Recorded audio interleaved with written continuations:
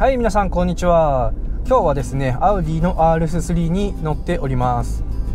実はね、この車買ってからもう半年ぐらい、経ちまして、買う前に持っていた印象や乗ってすぐ感じた印象から、半年間乗ってきて見えてきた部分っていうのもあります。なのでその辺をですね、現在ご購入検討されている方とかに向けて改めてお伝えしていければなと思っております。はい、まずいいところ1つ目ですね。この車買ったきっかけでもあるんですけども、最高出力が400馬力あるっていうことでですね、スペックシート上でハイスペックなところがですね、まず乗る前からやっぱりこう気になるポイントの一つでもあり、で実際半年間乗ってみて、やっぱ改めて乗るたんびにね、すごいパワーもあるし、トルクもね480ニュートン、この年式でいうとありますので、街中でももちろん申し分なく、スポーツ走行でも十分楽しめるパワーがあるんじゃないかと思っております。でもう一個ね、その流れでいうといいところ続きでいうと、ハイパワーでありながらこういった街中とかで全くですね、アクセルワークに気を使うことがなく普通に乗ることができます。400馬力480ニュートンあるからといって、例えばですね、アクセルをいつもよりも少し多く踏みすぎたところでいきなり車がね、出たりするようなねこともないので、この辺は普通の乗用車として乗ることができるかと思います。はい、続きましていいところ、このアウディのクワトロシステム、つまり4駆のシステムですね。この4駆によってさらにこのパワーが生かされてるっていうのがすごいね実感します。っていうのも400馬力って普通に考えると、やっぱり私のような素人からするととてもね扱えるパワーじゃないんですけども、クワトロの4駆になると、コーナーとかでもね安心して踏んでいけるんですよね。納車当日の、夜雨降りまして、初めての車、そして初めての雨だったわけなんですが、この車はね躊躇なくねアクセル全開にできるぐらい安定感がすごいあります。で先日もですね、この車で初めてのですね走行会に参加してきたんですけども、その日もね残念ながら1本目は、結構ヘビーウェットでして、ただその中でもですね、ちょっと滑った場面ももちろんありましたが、基本的にはですねアクセル開けることに関しては、どっかタイヤがね1個滑り始めても、そこの滑ったタイヤの駆動力を抜いて他でサポートするようなね、感じがあります。でこれトラクションコントロール切られててもクワトロが勝手に、そういう風に制御してるようなので、さらにねトラクションコントロールをオンにすれば、滑り出す前からよりねコンピューターの方でもっと加減して、そもそも滑らないようなね、パワーコントロールで走ってくれるんじゃないかと思います。400馬力っていうね高出力ではあるんですが、その400馬力をですね、あたかも扱いやすいかのような味付けにクワトロが変えてくれてると、そういう感じはすごい受けます。この車に限らず最近の車は、パワーモードとかのね切り替えっていうのは、とても主流になってきてるかとは思うんですが、この車もですね同様に、モードをですねコンフォート、オート、ダイナミック、そしてインディビジュアル、個人のね好みの設定に合わせるモードがあるんですけども、その車がねいい意味で二面性をとても作り出せるので、今なんかねコンフォートで、走ってます。快適性に振って街中とかでもですねより乗りやすいモードになります。でそれと打って変わって今度ダイナミックにすると、今とねほんと真逆になって、アクセルはもっとレスポンスよく過敏になって、ステアリングも重くなって、そしてダンピングも硬くなると。で何よりもですねこの醍醐味である5気筒のねエンジンサウンドを楽しめる今度、排気音もですねダイナミックモードにするとよりスポーティーに変わります。で排気音に関しても今ダイナミックで走ってるんですけど、程よい心地よさですかね。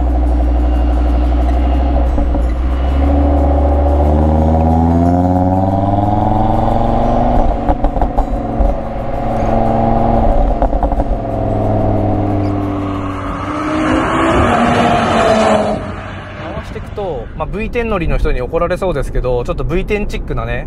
こうどんどんこうなんていうの、シリンダー同士が共鳴するような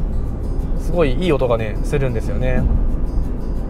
でこの音ってやっぱり直列4気筒や V6 とかましてや V8 とかでもね聞くことのできない独特な音かと思いますので、やっぱこの魅力っていうのは現行車でいうともうアウディしかない、魅力かなとは思います。7速のデュアルクラッチトランスミッションになってまして、これもですねさらに400馬力を生かしている要因じゃないかなと思うんですが、とても変速がですねスムーズでして、でなおかつその切り替わった後もですねもうダイレクトにもうスパッとこうシフトが切り替わって、もう動力を途切らさずに、どんどん加速していくようなね感覚があります。で、この車のブースト系がですね標準でついているものがどこまで正確かはわからないんですが、フル加速しているとブースト系が落ちることなくもうフル回転のまま2速3速とどんどん上がっていきますので、この車ですね、要は味付けもどちらかというとドッカンターボではあるんですよね。はい、ドッカンターボではあるんですが、デュアルクラッチによって変速時のですねタービンの回転の落ち込みっていうのを最小限に抑えて次のギアへつないでいってるんじゃないかなと思います。このエンジンとの、とても相性のいい組み合わせなんじゃないかなと思ってます。個人的に気に入ってるのがハンドルの打角、これね1回転でフルステアなんですよ。最小回転半径がね 5.1 メートルなので、小回りはね効きます。でハンドルは全部切るとこんな感じ、ちょうど1回転ぐらいですね。たまに交差点とかで直角でもなくてもうヘアピンというかほんと U ターンに近いような交差点って稀にあると思うんですけど、そういうところでもですねハンドル1回転も切ればもう完全にねフルで切れてるので、小回りはねそういう意味での小回りはしやすいですね。植木があって見にくいんですが、この車自体の死角はすごい少ないです。その辺はねすごいやっぱ運転しやすいポイント、いいところではありますよねこの車のね。もうね A ピラーとかもですね大して死角はなくで、他のね、サイドとかもすごい見やすいです。で A ピラーとミラーの間にもですねカメラでちょっと分かるか分かりませんが隙間がね意外と設けられているので、校舎ね巻き込みだとか自転車巻き込みだとかっていうのも、死角になりにくいのかなとは思います。はい、続きまして今度はですね、半年間乗ってみて、気がついていった悪いところですねちょっとお伝えできればと思っておりますが、ハイパワーのね、犠牲というかハイパワーになればなるほど当たり前の話ではあるんですが、燃費がですねいいとは言えないです。街中乗っててだいたいリッター8キロから9キロぐらい、高速に乗れば、10キロからよくて11、12キロぐらいですかね。でこの間の、走行会ではですねなんとリッターあたり 2.5 キロでしたね。はい、ただねこれ上手な人が乗ったらひょっとしたらもう2キロとか下手したら2キロ切ったりすんのかもしれないですけども、全開にした途端にですね、一気にこの燃費は悪くなります。そして悪いところ2つ目、ロードノイズはやっぱ割と拾いますよね。ここも路面としては結構綺麗な方かとは思うんですが、基本的にこのゴーっていう音とか、あとちょっと荒れてくると、さらにこの音がね強くなって、聞こえてくるのはあります。で普段他の車で走ってると全然気がつかなかったのに、この車に乗り換えるとここ段差があったんだとか、こんなところにこんなねへこみがあったんだとかっていうのはすごい気がつきますね。でその段差とかのね話の流れで言ってもですね、サスペンションもモードで切り替えはできるんですが、コンフォートにしてもやはり一般的な乗用車よりかはだいぶ固めな設定かなとは思います。なので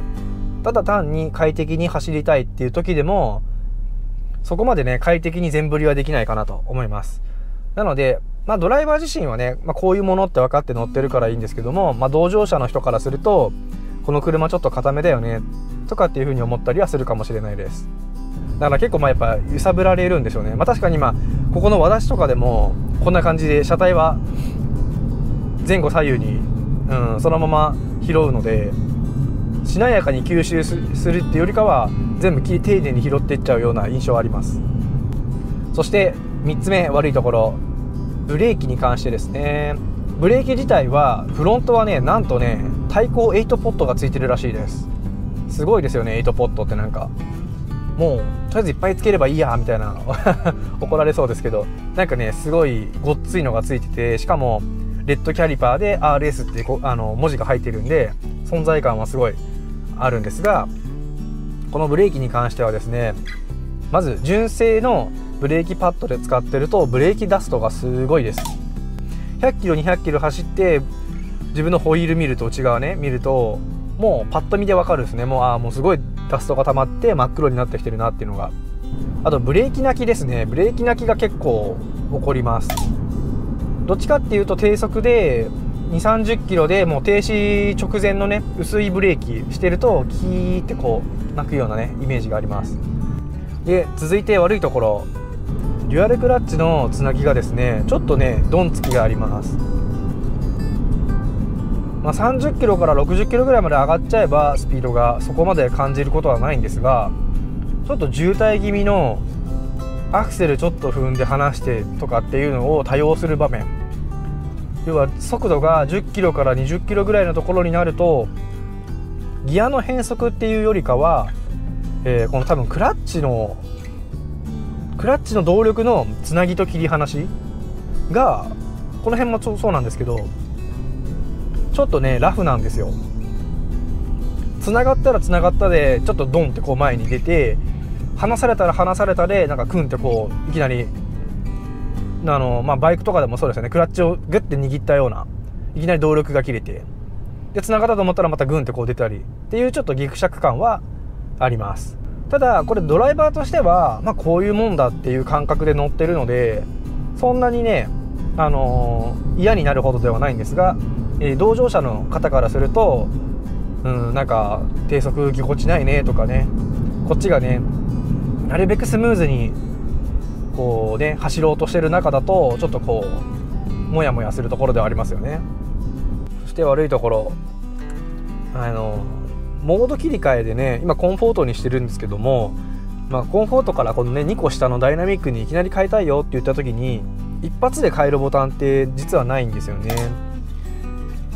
これ他のもそうで、これは一覧になってるんでボタンを押せば1個ずつこうやって下に下っていくんですけども、要は単純にボタンで押して変えるならその回数分押さなきゃいけないです。本当は TT とか、新しい RS みたいに、ステアリングとかに RS ボタンみたいなのがあって、それを押せば一発でそれに切り替わるよっていうのがね、あった方が面白いかなとかいいんじゃないかなっていうのはね思ったりはします。このドライブセレクトもね一番左側にあったりだとか、あと一番はあれですよ、このエンジンのスタートボタン自体も左側なんですよ。これはねやっぱり左ハンドルがメインで作られてるからやっぱりこういうねどうしても作りになってるんだとは思うんですけども、やっぱり右ハンドル仕様にこれもね反映されてるともっと嬉しいですよね。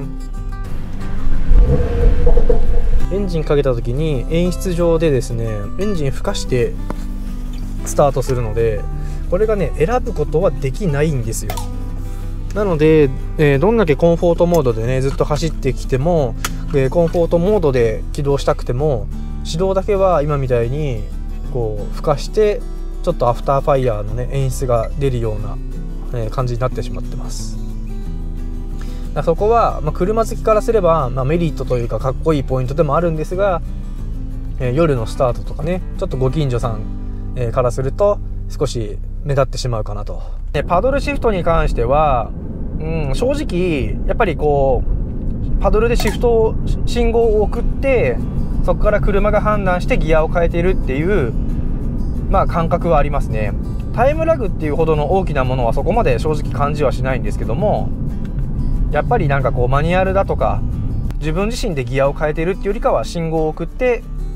その信号を車が判断してギアを変えているっていうような感覚はあります。で悪いところで言うと、あとね特感ターボですね。2.1そうですね、やっぱターボラグがね大きく感じますね。実際のアクセル回路による、コンピューターの信号のラグもねひょっとしたらあるのかもしれないんですが、2.5 リッターでターボによって400馬力作り出してるってことなので、タービンの口径がねやっぱ結構大きめなのかなっていう感じがします。なのでベタ踏みしてから実際のこの400馬力が立ち上がってくるまでっていうのは少しやっぱラグは、あるかと思います。このアウディに限らず、ドイツ車全般に言えることかとは思うんですけども、価格変動がすごいですね。それも基本的には落ちる方の、価格変動ですけども、逆によく言えば、購入はそのおかげでしやすかったのもあるんですが、やっぱり購入した金額からもう2年3年経っていくとどんどんみるみる金額が落ちていくっていうところはね、日本車に比べるとその傾向が強いかなという気はします。ディーラーでお世話になる、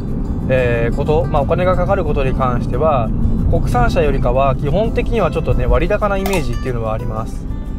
この車のね車検の見積もりをですねいただいたんですけども、ざっくり20数万だったかな。でもね正直予想的にはそんなもんだよねとかそんなもんかなって思ってた数字だったのでそこまで驚かなかったんですけども、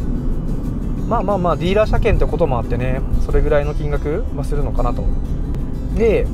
パーツも海外からね、この車で言ったらドイツからもし取り寄せるようなものであればやっぱり国産の車に比べて、納期も金額もねかかってしまうっていう現実はねどうしてもあるかなと思います。ナビゲーションの入力に関しては特にね今はやりやすいとは言えないですね。とても時間かかります。もう Google マップスマホで Google マップ出した方がはるかに早いです。それで付随して言うと音声入力もですねあるけどそんなに良くはないかなっていう気はします。後でそれもね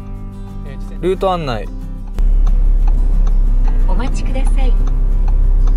パンまたは別のリストの項目を選択してください。パンルート案内どこへの道順をお調べしますか？辰巳パーキングエリア辰巳第一湖下りへの道順をお調べしています。音声のね聞き取り機能もねそんなに良くなくて、でなおかつ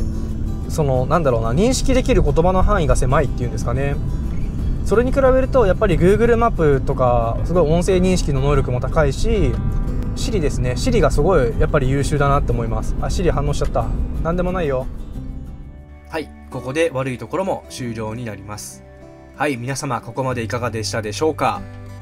半年間、乗ってみて感じた良いところ悪いところっていうのを今回まとめてみましたが、改めて見てみるとですね、乗ってすぐ感じたこととそこまで大差はないかと思います。そして今回は悪いところもいくつか挙げてきましたけども、ここが悪いからといってこの車を買うのをおすすめしないとか、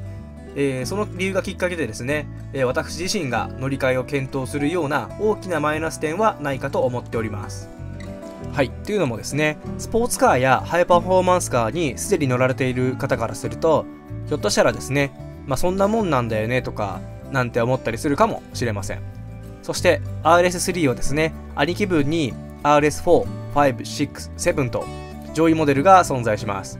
グレードが上がるにつれてパワーもどんどん向上して乗り味も向上していきますけども、このコンパクトさでこのハイパワーっていうのはもう RS3 だけになります。ですので走る場所によっては兄貴分たちよりもよりキビキビと走れたりするんじゃないかなと思っております。また全世界的に見ても現行車両の中で直列5気筒という珍しいエンジンを積んでいるのはアウディの RS3、RSQ3、TTRS のみになります。 V6 や V8 ともね違った個性がまたそこにはあるんじゃないかとは思っております。そしてクワトロの安定感がゆえに車両を扱ってる感は他のメーカーのハイパフォーマンスカーに比べると劣ってしまう部分はあるかもしれません。ただその分ですね、安心して普段使いも楽にこなせて、遠出とかもですね、よりリラックスして走れる車両ではないかとは思っております。ですので、走りにも、こだわりつつ普段使いも楽にこなしたい人にはとてもおすすめできる車両じゃないかと思っております。はい、ここまでご視聴ありがとうございました。この後はですね、この車両で初の四輪の走行会に参加した動画もアップしようと思っていますので、ぜひそちらもご覧ください。ありがとうございました。さようなら。